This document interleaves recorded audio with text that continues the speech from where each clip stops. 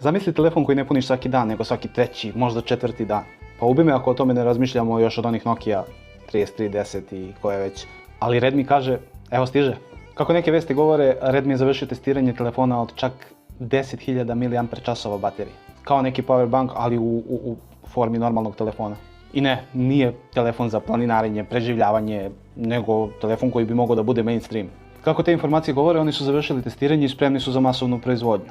Ali šta je najjače u ovoj priči? To neće biti neki flagship telefon, nego telefon srednje klase, dakle manje više dostupan svima. Telefon sa monstruoznom baterijom po normalnoj ceni.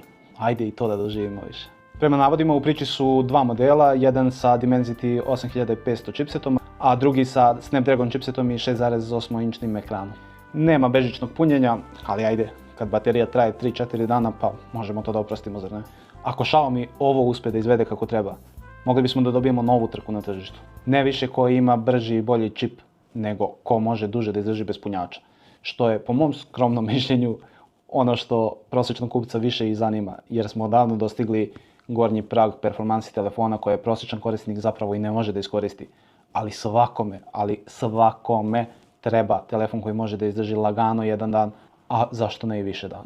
Jer svako se od nas susreo sa situacijom da mu se telefon ugasi kad mu je najpotrebniji ili da strepi da li će izdržati dok dođe do punjača i ovo jednostavno može da ti da mir u glavi i da opušteno koristiš telefon, da ideš gde god, da ne razmišljaš da li će da ti zafali. A hajde da vidimo, napišite mi u komentaru, molim vas, šta je vama bitnije? Da čip bude još brži, još jači, još bolji, da li vam je do sada falilo procesorske snage ili je to ipak baterija koja vam je više falila i šta biste preizabrali? Jači čip ili veću bateriju? Lajkujte ovaj video, podelite da imamo što veći uzorak i snimit ćemo jednu rekapitulaciju vaših odgovora i da vidimo šta to ljudi zapravo žele. Pozdravljam vas!